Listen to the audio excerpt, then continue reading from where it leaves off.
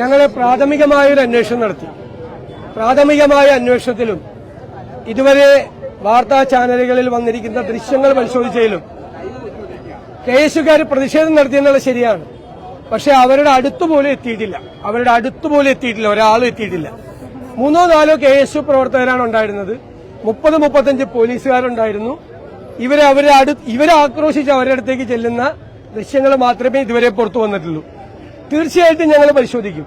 അങ്ങനെ എന്തെങ്കിലും തെറ്റ് കേസുകാരുടെ ഭാഗത്തുനിന്നുണ്ടെങ്കിൽ ഞങ്ങൾ നടപടിയെടുക്കും. ഇനിയും പ്രതിഷേധിക്കും. പക്ഷെ ആക്രമിക്കും എന്ന് പറയുന്നത് ഒരിക്കലും നടക്കാൻ പാടില്ലാത്ത കാര്യമാണ്. നടന്നിട്ടില്ല എന്നാണ് ഞങ്ങളുടെ പ്രാഥമിക അന്വേഷണത്തിൽ ഈ ദൃശ്യങ്ങൾ കണ്ടതിലും ഞങ്ങൾക്ക് കിട്ടിയിരിക്കുന്ന വിവരം. ഇനിയും ഞങ്ങൾ അന്വേഷിക്കും. അല്ല, അത് പിന്നെ തെരഞ്ഞെടുപ്പ് കാലമല്ല, എന്തും പറയാമല്ലോ. അതിൽ അർത്ഥമില്ല. ഞാൻ ചോദിക്കുന്നത്, വാർത്താ മാധ്യമങ്ങളെല്ലാം അവിടെ ഉണ്ടായിരുന്നു. നിങ്ങൾക്ക് ആർക്കെങ്കിലും ഇവരെ ആക്രമിക്കുന്ന ഒരു ചിത്രം കിട്ടിയിട്ടുണ്ടോ? ഇവരെ അടുത്താരെങ്കിലും ചെല്ലുന്നതിന്റെ ഒരു ചിത്രം കിട്ടിയിട്ടുണ്ടോ?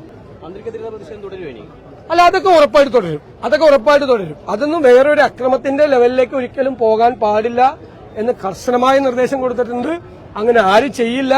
കരിങ്കൊടി പ്രകടനമൊക്കെ ഇവിടെ നടത്തും. ഉമ്മൻചാണ്ടി മുഖ്യമന്ത്രിയായിരിക്കുമ്പോൾ ഇവിടെ നടത്തിയിട്ടുണ്ട്.